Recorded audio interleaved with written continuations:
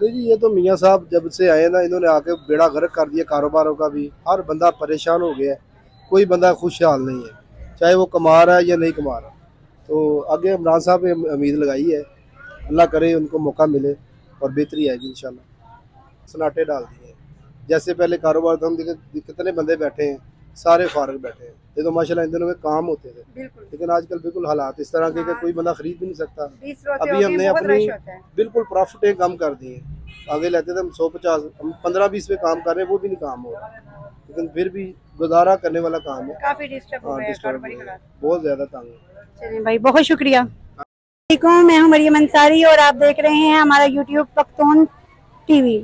اگر آپ ہمارے چینل پہ نئے ہیں تو ہمارے چینل کو لائک کیجیے، شیئر کیجیے اور بیل آئکن کا بٹن دبا دیجیے تاکہ ہماری روز کی نیو ویڈیو آپ تک بآسانی پہنچ سکے. جی السلام علیکم. وعلیکم السلام. کیا نام ہے انکل جی آپ کا؟ میرا نام جی ماسٹر نواز.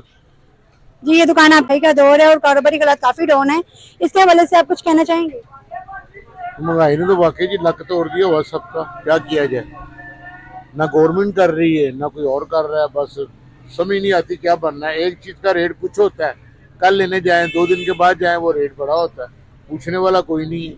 کہ کسی چیز کو بھی لے لے، یعنی کہ روز مرہ کا جو راشن ہم لاتے ہیں اس میں دیکھ لیں یا کہ اور سامان جو ہماری کچھ دکان کی ورائٹیاں آتی ہیں اس میں دیکھ لیں، ہر چیز ریٹ دن پہ دن بڑھ رہے ہیں، کھڑا نہیں ہوتا ریٹ. تو ایک جگہ پہ ریٹ کھڑا ہو جائے، بندہ اس کا کوئی مائنڈ بنا لے تو وہ چیز نہیں ہے. ادروائز جو ہوتا ہے نا، جس کا جو من کرتا ہے وہ کر دیتا ہے. جی آپ صبح سے ادھر ہیں تو کاروباری حالات کی وجہ سے دکان میں جو رش ہونا چاہیے وہ نہیں ہے. اس کی وجہ مہنگائی زیادہ ہے، لوگ ضرورتوں مطابق چیزیں لیتے ہیں، کوئی فالتو چیز لے نہیں سکتا.